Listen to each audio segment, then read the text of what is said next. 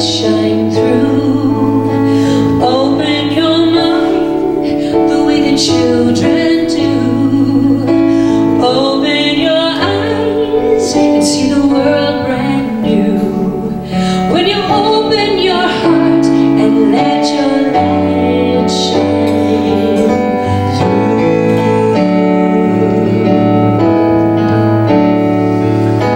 Rainbows appear to chase away the rain, just as each tear can wash away your pain. Stormy gray clouds turn into skies of blue. When you open your heart and let your light shine through.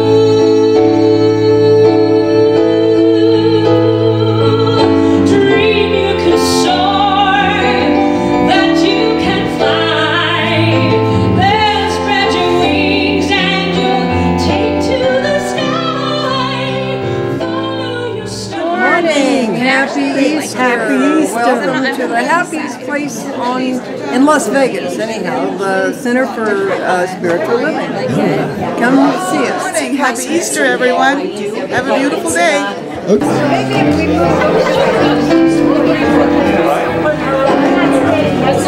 Yeah, let's Good morning. Yeah, we're just going to take this opportunity to center ourselves and just be here right now. So we're just going to have a moment of silence before we begin. So let's just take a deep breath together and release. Let's do another one of those and just release everything that came before this very moment.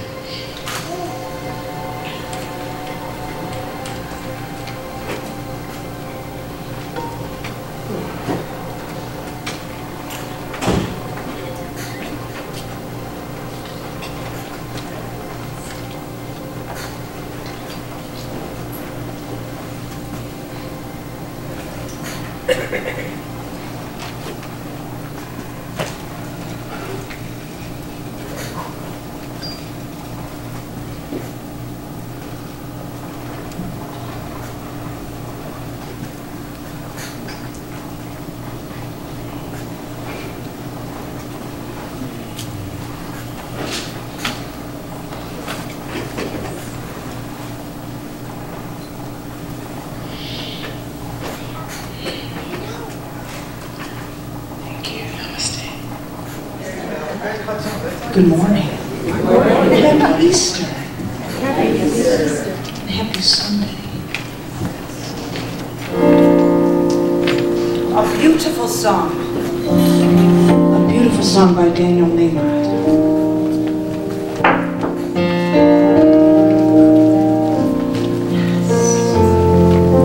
Our beautiful friend Rochelle.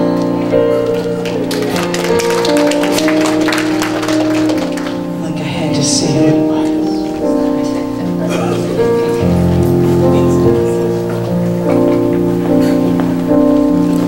When I pray, I feel my heart go deeper, my heart go deeper into my God.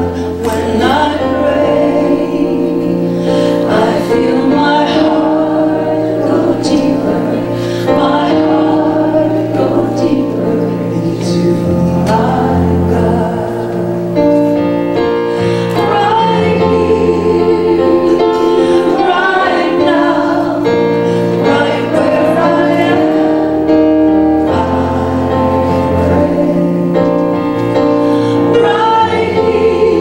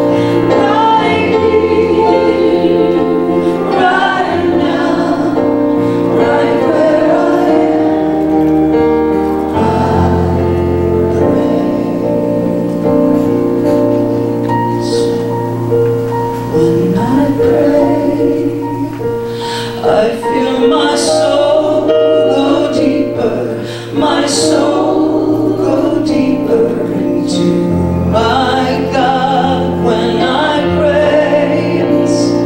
I feel my soul go deeper, my soul go deeper into my God. Right here, right now, right where I am, I pray. Right here, right now, right where I am, I pray. Just when I pray, I feel my heart go deeper, my heart go deeper into my God.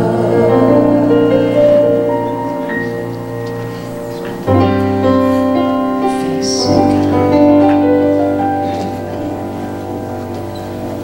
you are the face of God. I hold you in my heart. You are a part of me. You are the face of God. You are the face of God. I hold you in my heart. You are my family. You are the face of God. You are my family. So family, let's join together as the heart of God. Recognizing, invoking, calling forth that absolute power and presence that is love. The love that created us, the love that sustains us, the love that continually reveals itself by means of us. Unifying with this perfection, I know that there is absolute peace. It's the peace that passes understanding, our human understanding. It is the calm of every storm. It is the I in the great I am consciousness. And I know that this is the truth right here and right now by each and every individual, every song, every hug, every word, every applause. The message that our beloved minister is guided to give, to allow truth to shed its light on us. I know that our ministers, our practitioners, our congregants, absolutely everyone that is here now is about the Father's business, and it is done now, it is done well. And so for this, I am so grateful for this and so much more. And I release this word into the law of mind and action, knowing that it has already been acted upon by the law of God, the law of mind. I am grateful. I am grateful for this teaching. I am grateful for each and every beautiful soul here, every word spoken, every thought held. And I know it is done now, and it is done well. And for this, I release and let go. And I release this word of authority, this word of intention, this word of conviction into the law of mind and action. And I'm so grateful. And let us say together, and so it is. We have a full house. Do you feel like singing? Yeah. Let's do it. Me too. Dave's going to play us a little song. What do you think about that?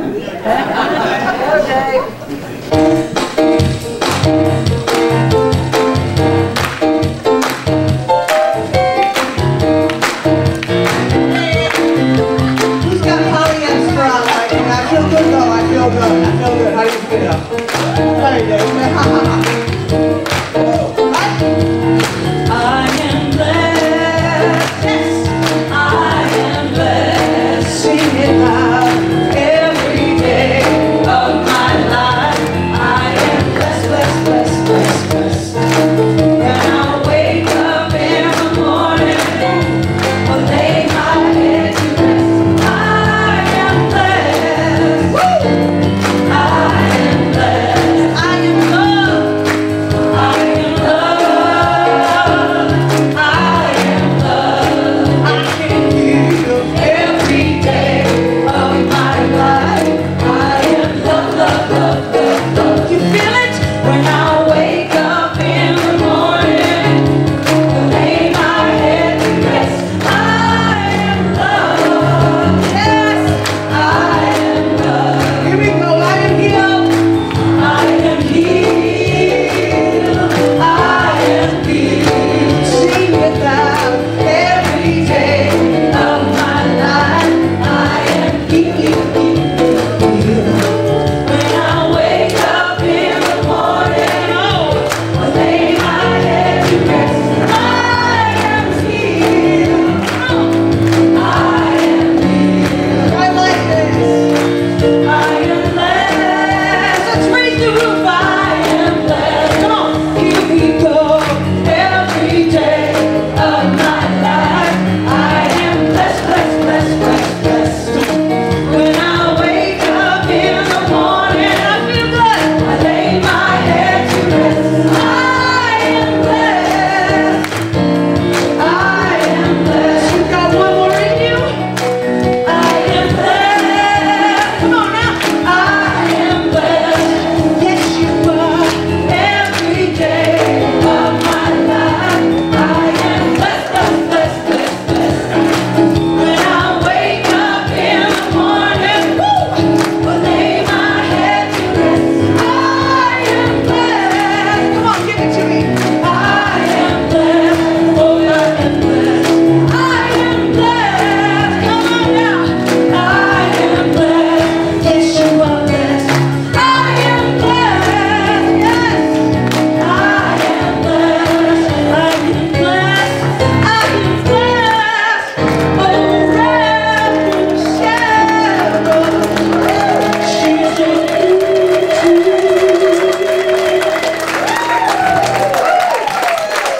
Patty, Dave, and Rochelle. All right, yes, Patty, you are blessed. Absolutely. And I didn't know it, all of you are too. Well, while you're standing, if you would please say with me, if it's comfortable for you, God bless America and the rest of the world. Feel that. We're all family. If you would turn to one of your family members and just say, good morning and happy Easter.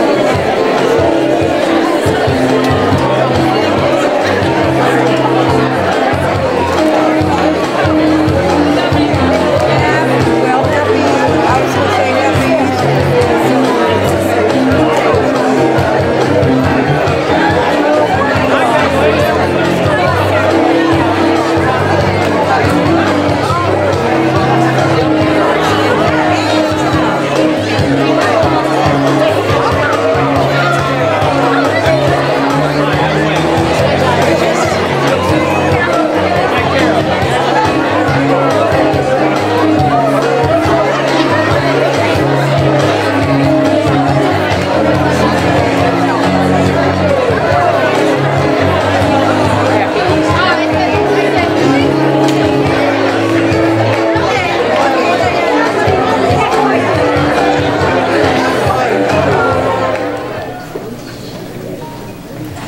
is the time when we are going to dedicate our beautiful lilies to people that we either lost or people that we are still honoring. So we'll start off in the honor. Stacy Hilton, in honor of Julie Rodella, thank you for your gift of your story. Julius Brown, in honor of Jacqueline Brown. Mimi Howe, in honor of Holly Wardanian. Reverend Stacy, in honor of Raven, our biggest cheerleader. The Revs, in honor of Carl and Barbara Howlett. Gladys Radolfsky, in honor of Gina Radolfsky. Monica Valerio, in honor of my family, the Valerios and the Useys. Gail McCain, in honor of Esther Ben Bruskirk. Joan McGivney, in honor of myself. Mary Jo Clark, in honor of my sister Linda. Mary V. Davis, in honor of Siltoya Sterling. Mary V. Davis, in honor of Ronald and Essencia Davis. And the Reverends, in honor of the Ministry of Prayer team. And these names are in memory. Juanita McCoy, in memory of Juanita Battles, my mother. Juanita McCoy, in memory of Ruth Ann Pitaro, my dear friend. Monique McCoy, in memory of my buddy, Gladys Bell. Clarence and Daisy Spikes, in memory of Courtney Spikes.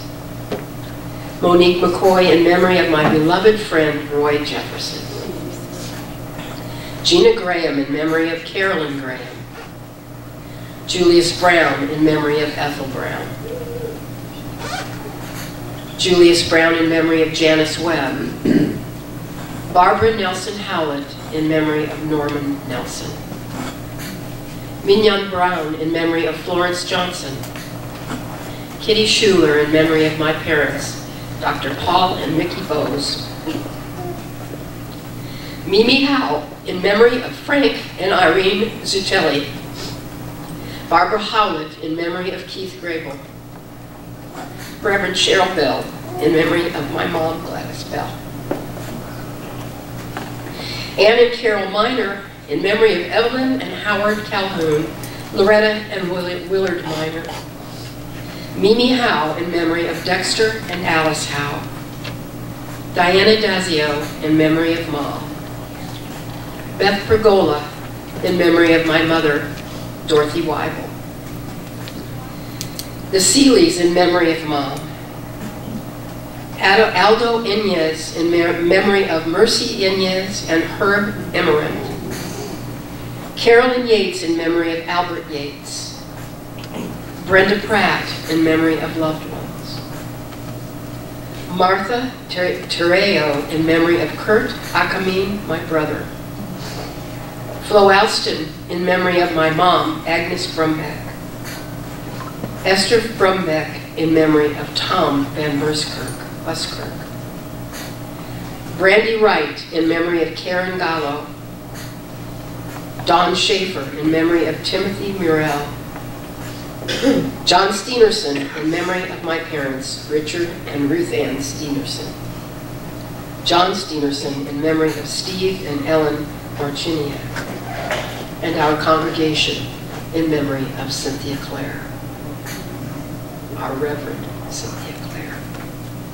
Thank you, Kitty. How beautiful. And moving. Those are some beautiful people that we are thinking about right now. I think we all have some loved ones that we're thinking about today and every day. And what a day you've chosen to come here. I'm so happy to see all these beautiful faces. Please welcome our girl and her husband, Rochelle and Steve Thompson. Good morning. Happy Easter. This is a song that from God Lives in Glass by Keith Thompson, and I've had the wonderful opportunity to sing this a few times with the choir at CSL. That's here. Community Lutheran, CLC, and in concert. It's a cool song.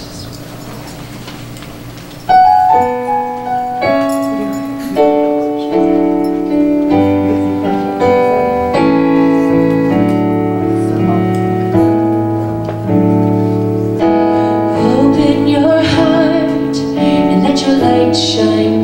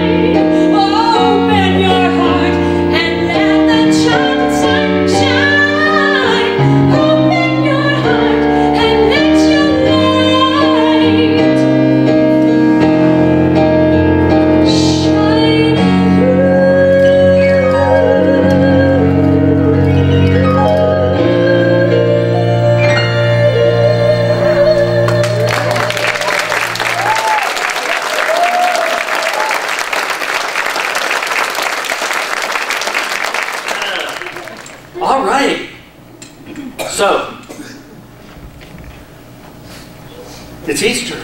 And the title of our talk today is Immortality. Everybody's doing it. And we're all, the three of us are speaking, and I've been gifted with the privilege. As many of you know, Jesus has been a part of my life from day one. And as a teacher, as a Lord and Savior, as a mentor, as an example. And so today I get to talk about Jesus from that traditional Christian perspective. And I am so excited about some of the things that I discovered here. I want to share this with you. So we're celebrating Easter, and of course its central character is that figure in human history that we refer to as Jesus. And I believe, as Dr. Holmes, who is our founder and the author of the Science of Mind textbook, that Jesus did walk on this earth. And I agree with what Dr. Holmes says in the Science of Mind textbook about Jesus. And he says this on page 427. He says, Jesus discerned spiritual truth. Why or how we do not know, nor does it make any difference. The world has not produced another like him. And until it does, he must receive a unique place in the history of human character.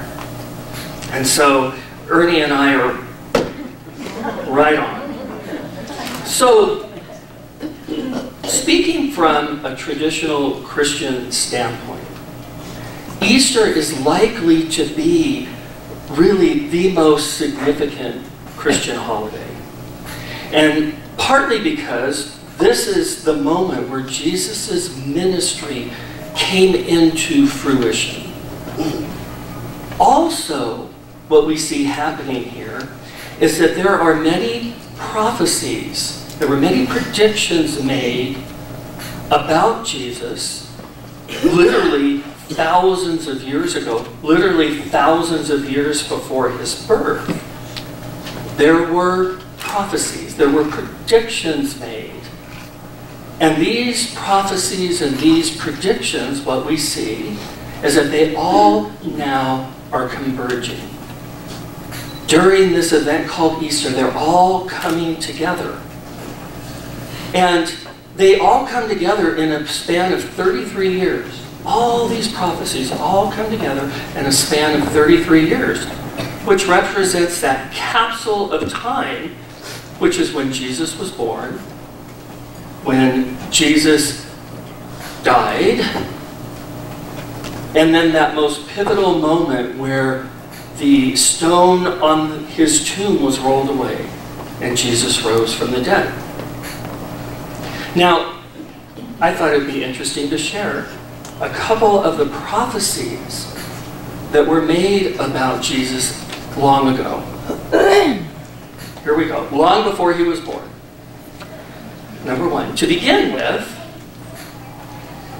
in the Old Testament, the prophet Micah, in 700 BC, this is 700 years before Christ was born. And Micah the prophet predicted, out of all of the many, many cities and all of the many, many nations that existed even at that time from all over the world, the prophet Micah said that Jesus would be born in Bethlehem of Judea. So, around that same time, around 700 years before Jesus was born, Isaiah, the great prophet, said that the Messiah would be born of a virgin. Interesting. One of the oldest prophecies was 1,012 years before Christ was born. And it was said that the Messiah's hands and feet would be pierced. Now this is clear reference to the crucifixion, which, by the way, when this prophecy was made, this was 800 years before the Romans even instituted crucifixion as a form of capital punishment. One more. In Malachi, in the book of Malachi, about 425 years before Jesus was born, it was predicted that the great Messiah would be contemporary with the temple in Jerusalem. In other words, the Messiah would walk on this earth when the temple of Jerusalem was standing. Interestingly enough, as some of you know, the temple was destroyed in 70 AD and it was never rebuilt. So what is the significance of this? Well, a number of years ago, I found it interesting that yesterday was 4/20 and I saw this stuff on the news and this gentleman's name came up, Peter W. Stoner. But Peter Stoner and Robert Newman were two scientists and they did a body of research which they embodied in a book that they wrote entitled Science Speaks. Now, the book was based on the science of probability, of odds. And their work was later validated and vouched for by the American Scientific Affiliation, an independent scientific group that goes about looking at research and validating whether it's true or not. So these two men set out what the odds would be of any one man in all of human history, any man in all of human history that would fulfill just 8 of the 60 major prophecies that were put forth about the Messiah. What were the odds that Jesus would fulfill 8 of the 60 prophecies that were written thousands of years ago? Well, the probability that Jesus fulfilled 8, and by the way, he fulfilled all 60, the odds were that Jesus fulfilled just 8 of them was 1 in 10 to the 17th power. That's 1 in a 1 followed by 17 zeros. And I want to just act really smart in front of you. And that is 1 in 100 quadrillion. Now, Stoner and Newman said, you know what, that probably doesn't mean a lot to you other than numbers, but we're going to put it in context for you. So this is what we're going to do. We're going to illustrate what 1 in 100 quadrillion looks like. So, they said, here are 100 quadrillion half dollars. So, I'm sorry, silver dollars. Now we want you to mark one of them specifically, just one. Then we want you to take the 100 quadrillion silver dollars, go to Texas, and we want you to cover the face of Texas with these silver dollars. Now, by the way, when you do that, it'll be 2 feet deep. Wow. And Texas is a big state. And then what we want you to do, we want you to blindfold a person. Blindfold a person. Put him in Dallas. And allow him to walk out of Dallas in any direction he wants to. And tell him when he feels that it's right to pick up a silver dollar and specifically pick up the one that you randomly marked and threw in the pot. The odds that a human being could pick that one silver dollar is 1 in 100 quadrillion. That's the odds that Jesus had to beat to be who he said he was and to do what he did. And so that's why today, Easter, many of our Christian friends are celebrating because of facts and statistics like this. And there are many more, and because this is their faith, they're celebrating. They're celebrating what was predicted about Jesus, and they're celebrating what Jesus predicted that he was going to do, which he said, I will be crucified, and I will die on the cross, and I am going to be put into a tomb and left for dead. But on the third day, the stone will be rolled away, and I will rise from the dead. And know that there are many accounts of those witnesses that saw him die, saw him dead. And equally, there are as many witnesses that saw him after that and saw him alive.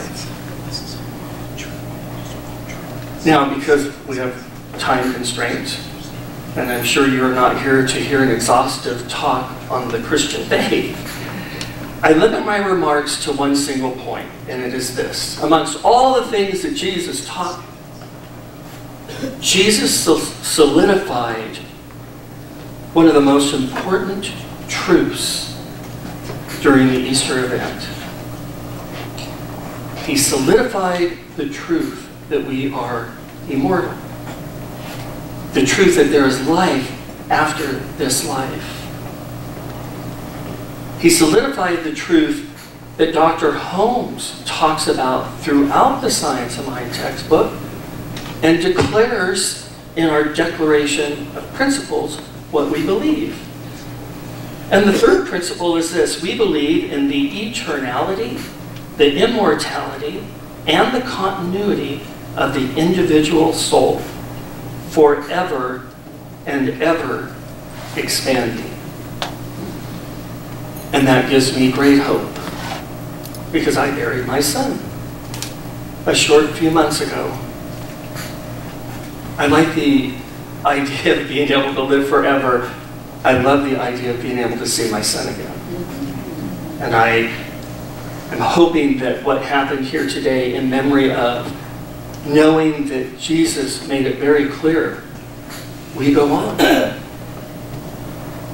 So, know this: never designed to remain in the tomb. We were designed to continue, to evolve, and to express, and to expand, not just here, but here after here. So this holiday, as you step into celebration, celebrate you. Celebrate the fact that you ain't like a bad jar of mayonnaise. You ain't got no expiration date, okay? We ain't throwing you out. You are forever. What a beautiful gift to celebrate. Now listen, there are many other truths that come out of this event we call Easter. Many, many amazing spiritual, metaphysical ideas. And so I'm turning this over to Reverend Cheryl to share some of that with you. Namaste.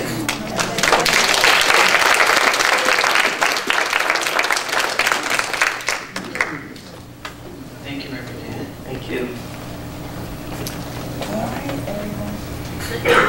Thank you for the introduction. Knowing that that's going to tell me what I'm supposed to say. No, I'm just kidding. You know, Easter, I'm glad that we decided to discuss what Easter is to each of us. And for me, Easter was, growing up was, you know, we hid a few dozen eggs from the little kids, and we had candy, and we hung out, picnic kind of style day. You know, of course, we find that last day in June. But, you know, it's just how Easter was for me growing up. But now as a teacher, and a minister of Science of Mind and Spirit, I had a different view of Easter, completely different. Yes, did I read the stories, the Easter story? Yes, growing up, but it means something completely different to me now. What I know now is that God gave us all we need to roll away the stone, right? What is the thinking that caused each of us to be crucified in the first place? Because the story of Jesus is our story, right? I believe that too many of us have had parts of us killed, so to speak, by someone saying that we weren't good enough, we weren't pretty enough, we weren't valuable enough, we weren't talented enough, and I could go on, right? And right there, we were crucified. Sometimes it may feel as though there isn't a tomb big enough to hold all the parts that have died along the way. The part of you that has been invalidated, discriminated, humiliated, violated, rejected, misrepresented, betrayed, or otherwise degraded is that crucified self. Do you agree? Yeah. Well, our life story is a story of being born in love, is what I learned from this teaching. Then that fear of differences that took over somewhere in your life dominated our thinking, our journey, whether as the perpetrator, some of us are bullies, or as a victim, some of us were bullied. God's response, Spirit's response, an answer to crucifixion is resurrection. And I believe that was the message that Jesus taught. The raising of our consciousness, healing a sense of separation with the realization of love. Love is what heals. We were born in love. Here at the center, it's our mission that everyone that enters these doors feel and know that they are loved and they are loved. I think we do a pretty good job. So coming back to life happens when we hold on to love despite appearances. Then the moment will come where it's time to roll away the stone from the tomb and step free from what has been or what is now emerging. You may have the same body, you'll probably have the same people around you, but you will be different. You will be different. You will understand from a higher, loving place. You have stepped from the darkness into the light, and you will bring your gift of love. That's what we're here to teach you. That love is how we are going to create a world that works for everyone. That is our global vision, and it's huge, in my opinion. I'm not even sure that I'll see or recognize that in my lifetime, but I know that it is already happening right here, right? Are you willing to roll away the stone on a position you've held to be true that no longer serves you? That is my question to each and every one of you. Or are you going to remain entombed by a subjective bias or a blatant prejudice that can keep you in the dark to your greatest expression of good? What is the stone that is keeping you locked in? I want you to all think about that. What is the stone that is keeping you all locked in? Because it's time to push it away. That which has kept you dead, your greatest expression in life. You are the bringer of light, each and every one of us. Free yourselves. Free yourselves. We have plenty of practitioners, plenty of ministers here that can show you how to do that. As Reverend Dan previously read our third declarations of principles in our Science of Mind textbook and on that wall over there, is we believe in the eternality, the immortality, and the continuity of the individual soul forever and ever expanding. Immortality is not something we purchase. It is not a bargain that we make with the Spirit or with Jesus or anybody else. So roll away that which has kept you from a greater understanding of the expansiveness of who you are, the expansiveness of Spirit, of God, of energy, whatever you want to call it. Just get rid of it, because I promise you it'll be worth it. I promise you. And that's what I know about Easter this day. Namaste.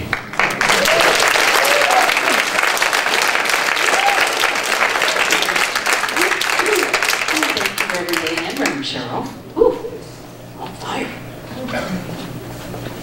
Happy Easter, everyone. So lovely to see you all dressed up and pretty. That's true, not always dressed up, but especially today. Especially today. So I believe in the eternality and the immortality of my own individual soul forever and ever expanding. I believe it. I want you to think about what Easter means to you.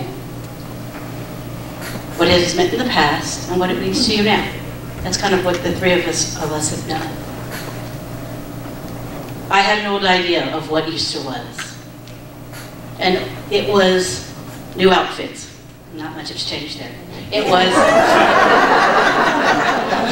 new shoes. It was seized candy. It was Easter baskets. It was presents. It was spending time with my family.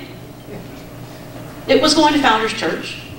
It was something that had to do with Easter. But it wasn't the traditional Easter story. But I really wanted to make sure that I didn't take anyone or encourage anyone's Easter story to lead them, because we're talking about diversity and inclusion, and I've realized that I don't want to take something, I can't take anything away from you. But that's not my job or my mission anyway. It's to include, for you to include that which you believe, and for us, as your ministers, to teach you what Science of Mind is about as well. So you get to keep your stuff. Jesus is your Lord and Savior. Keep Jesus as your Lord and Savior. All right? I know, Raven, you love your Jesus. Dan, you love your Jesus. Nothing wrong with that. I love Jesus too. I just have a different perspective. I'm not even going to go there today. I'm not even going to go there. You know, it's funny, I talked to a couple people this week.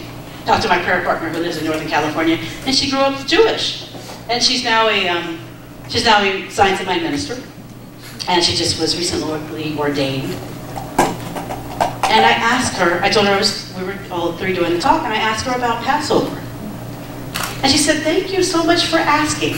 No one ever asked about that. And so she told me how she spent yesterday with her mom, who's in an assisted living or nursing home at this point, and about how her mom celebrates Passover, and asked her, what do you plan to do now with this new year and this new idea of who you are, and now that you are freed for another year, what do you intend to do? What a lovely tradition. I talked to somebody, a practitioner down south that I'm working with, and I said, what's your center doing for Easter service? Oh, we don't do that. We don't mention anything about Christ. The people here will go crazy. If you live in the Bible Belt, you might feel that same way. If you live down south and it's kind of crammed down your throat, and you've left your traditional beliefs and gone to Science of Mind or religious science, you might feel that way too. And it's okay. It's okay. I talked to another friend of mine from Kentucky on the ministers' council with me. And she mentioned that she can't mention the Christ consciousness at all in her center. Not at all. So as I heard these things, I'm like, I don't want to do that to people that are coming here that have that living in them, that inside of them, that is important to them. So I thought about my own Easter story, and it's funny because 40 years ago, 39, but we'll use 40 just because I'm a minister and it's symbolic. And 40 is the year of completion. 40 years ago, in January, my mom sat me down and said that she was getting a divorce. She and my dad were getting a divorce. Okay. We went to go see, of all things, Kramer versus Kramer on that day. There's a few things that were ruined in my life. We went to go see Kramer versus Kramer, and the thing was, don't tell your brother. So I'm sitting there crying. Kramer versus Kramer had this huge meeting, which, I mean, it was a pretty big story anyway, especially at that time. And I am just distraught. I go to bed, my dad walks in, and he's crying, and he says, yeah, we're getting divorced, blah, blah, blah. I don't hear anything about it. I go to, we're living in Northern California at the time, I go to Southern California, to Los Angeles to visit my grandparents, as we always did, and nobody had said anything from January till Easter break. I'm like, well, they must have changed their mind. Right? My logical 14-year-old mind said, they must have changed their mind because they haven't said one thing. Everything looks the same. I wasn't seeing them anyway. They're off working all the time anyway. And Easter break, I get, my grandfather says, can you come in here? We need to talk to you. Your dad's on the phone. So my mom had left, and they had decided to separate, and they did it over Easter break. So we went home that Saturday and had Easter dinner Sunday all together, which was the worst Easter dinner that you could possibly imagine. Possibly imagine. Because my parents just now recently started speaking because I have a nephew who is 6. So you can imagine how it was in that moment 40 years ago. And so something shut down in me. I went to the tomb where something within me died. There was a fear of trust. There's a fear of commitment to relationships. There's a fear of, I wouldn't say abandonment because that's too strong, but a fear of not being with loved ones and not allowing myself to get close to people.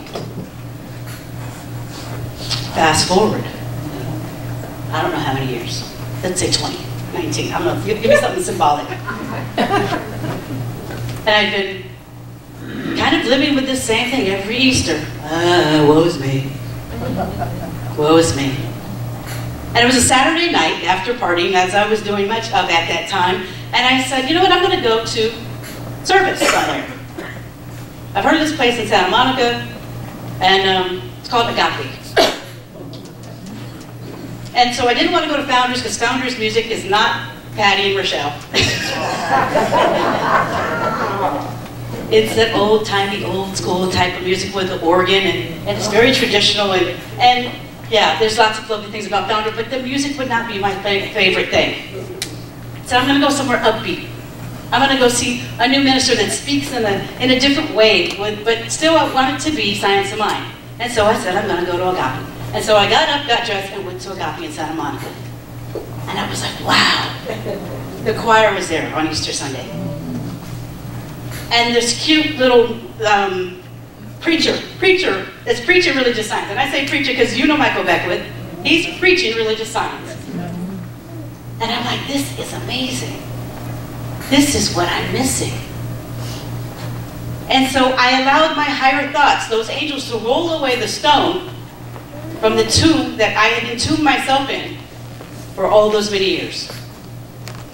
And I don't think I've missed an Easter Sunday celebrating somewhere since. And so Easter Sunday happens to be that idea of rising up, allowing your consciousness to raise up, to take that next step into whatever you want your life to be. That's what Easter's about. For me. For me. So I focus on what I allow to now rise up in me. What am I willing to let die? And how will I spring forward into the rest of my life? Because if I believe my individual soul is continuing to expand, I don't want to live from a place where I am entombed, where I'm living in fear, where I don't want to commit to anything, where I don't have focus or clarity, where I'm feeling unloved, where I don't want to give love and I don't want to receive love because I want to be shut down. I don't want to live like that. So maybe you are living from a place where you need to roll away the stone of lack and limitation, of not perfect health, bad relationships. Whatever that is, allow your higher thoughts, those angels, to move you to a place of consciousness on the other side of life. On the other side of life. There was a death that took place in my family. It was not the end of the world. My family, both my parents are still alive. They're still loving, they're still healthy, they're still a pain in my behind.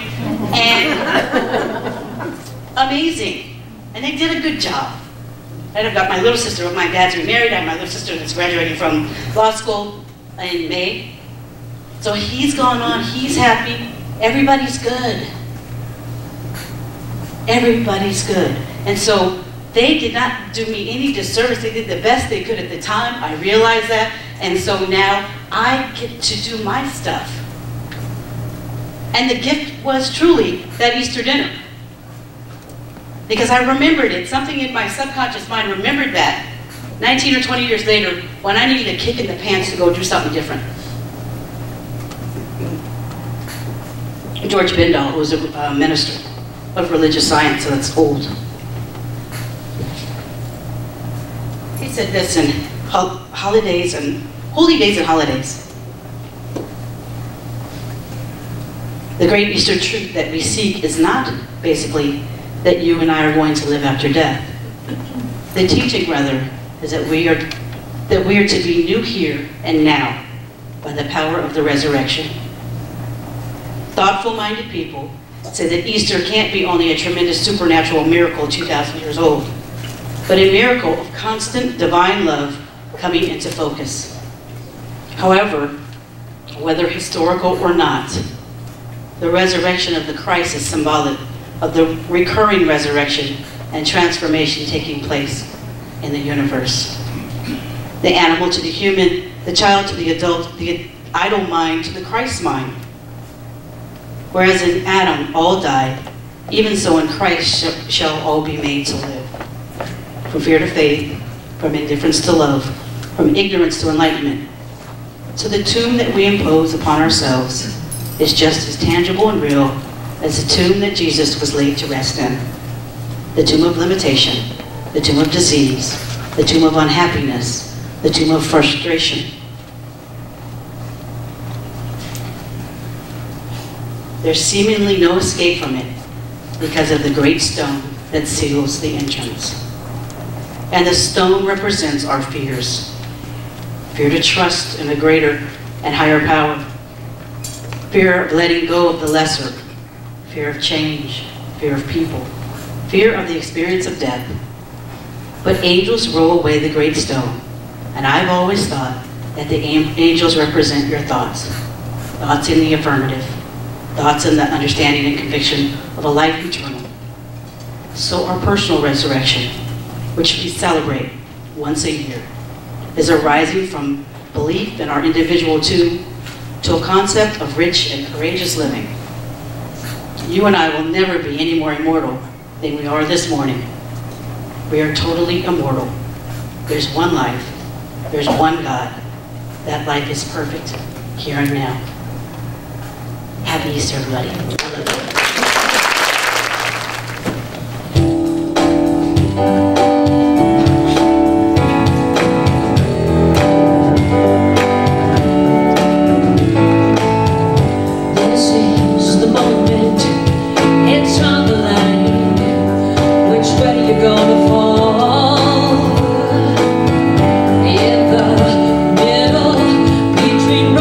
Right.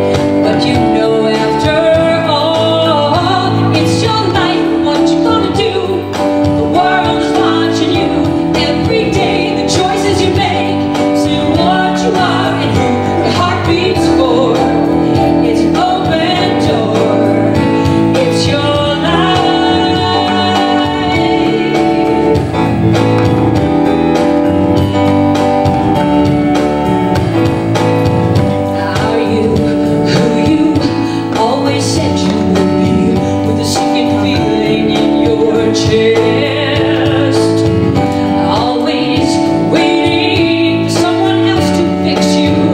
Tell me, when did you forget?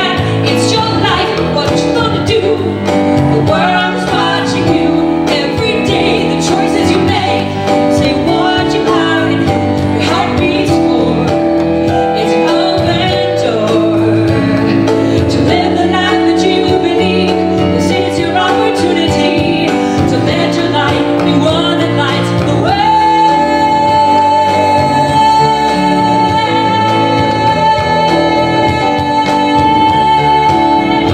It's your life, what you gonna do?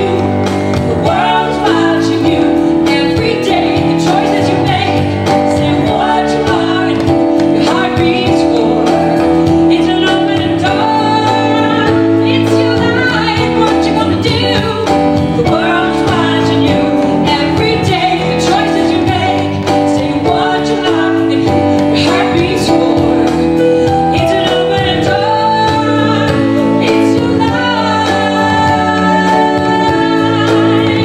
It's your life. Roll that stone away.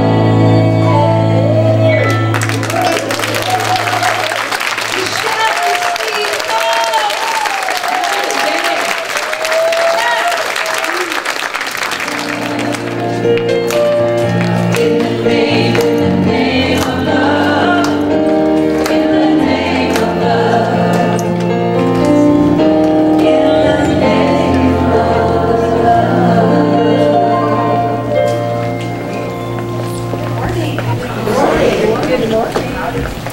Morning. Alright, so today we talked about Happy Easter first of all. We talked about is the origin the right word? I'm gonna say origin. The origin of Easter, how it came to be.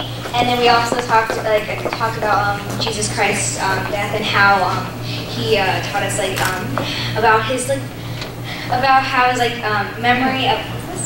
his memory of his death and to honor everything he's taught us and how we be grown as humans today.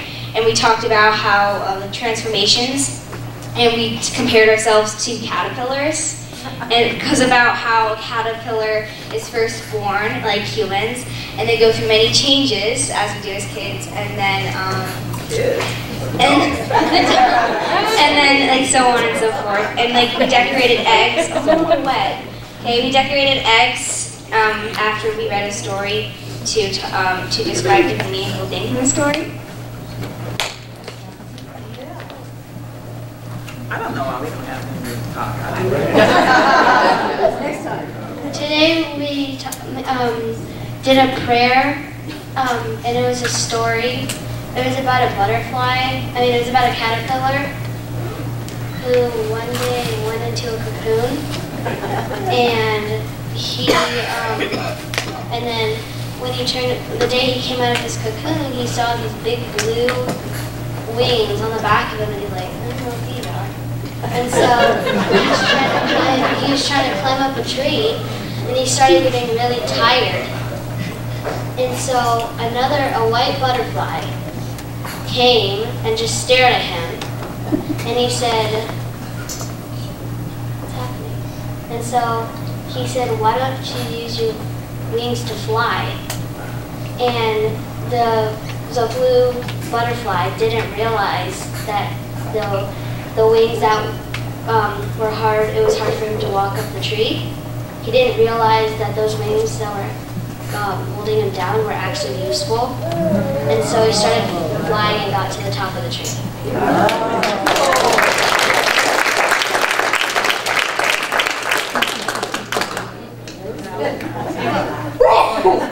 I'm a beautiful butterfly.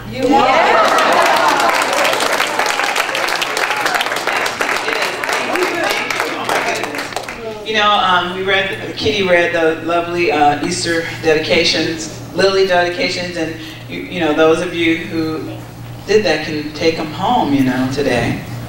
And Ardelia, I don't know what that is they do with the little yellow thing. Reverend Cynthia used to do that, and I never knew why, but I do now. But, yeah. Anyway, thank you all for being here, and happy Easter to you all. I would like to ask our ministers to please come forward. And our wonderful and beautiful Ministry of Prayer team.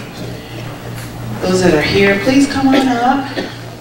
No one's wearing their shawl, but you can see who they are without them. It's no secret. They are our support system, as you all are, actually. I wanted to say, oh, you know, and April birthdays, don't forget that Mina, did you make the cupcakes? Oh, she's a baker and she didn't make up, but I bet they're good anyway. So she brought cupcakes for her birthday. You taught them how to do it. Of course you did. I wanted to say I probably won't see you. Happy birthday to you, Ashley. It's your birthday this month as well? 4 days. 4 days from now, yeah. Happy birthday. And anyone else that we may have missed, but you know, it's a wonderful day to celebrate no matter what it is. You know, because we're all rolling away the stone, no longer crucified, no longer crucifying ourselves. Isn't that wonderful? All right, well, let's Dan, okay. I don't know who's doing what. I'm not sure. So let's just stand.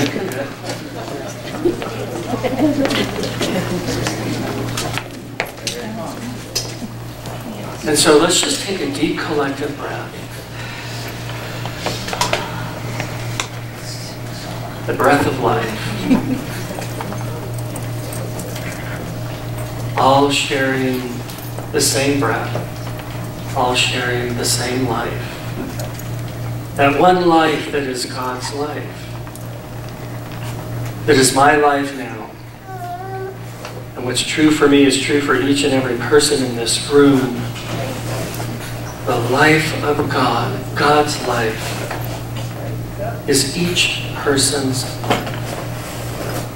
So I celebrate that on this great Easter holiday, I am literally holding God's hands. And so today, what I know for myself and for each and every person here is I change my thinking and I change my life. I change my thinking and I roll away the stone from my tomb. I change my thinking and I have wings now. And so what I know this week, every person here experiences resurrection. Every person here experiences the very best that the universe has to offer. And so I give thanks. Thanks for this Easter holiday.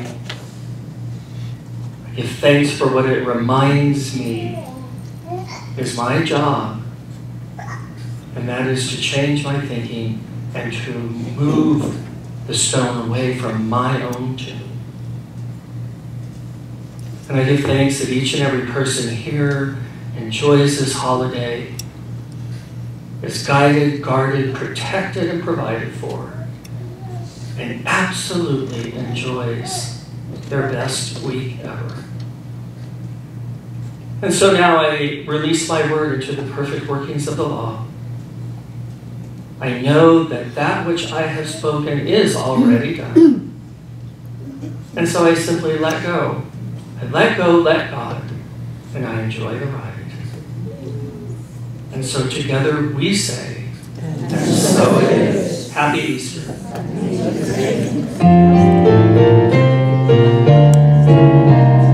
Yes, there is peace on earth, and now it begins with me.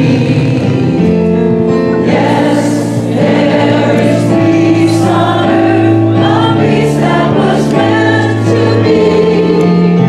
With God as our Father, loved ones all are we.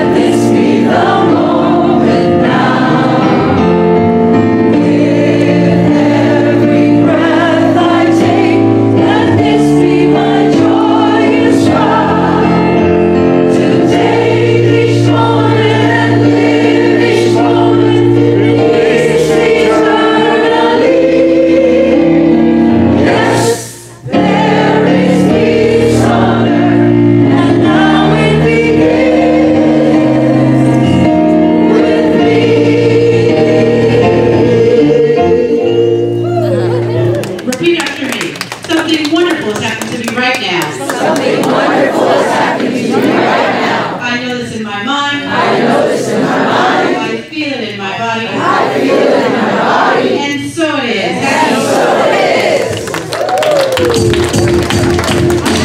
Nothing crazy what I'm about to say. Sunshine seems here. I change my thinking and I roll away the stone from my tomb. I change my thinking, and I have wings now. And so what I know this week, every person experiences change. Every person here experiences resurrection. Every person here experiences the very best that the universe has to offer. And so I give thanks. Thanks for this Easter holiday. I give thanks for what it reminds me is my job, and that is to change my thinking and to move the stone away from my own tomb. And I give thanks that each and every person here enjoys this holiday, is guided, guarded, protected, and provided for, and absolutely enjoys their best week ever. And so now I release my word into the perfect workings of the law. I know that that which I have spoken is already done. And so I simply let go. I let go, let God, and I enjoy the ride. And so together we say, and so it is. Happy Easter. And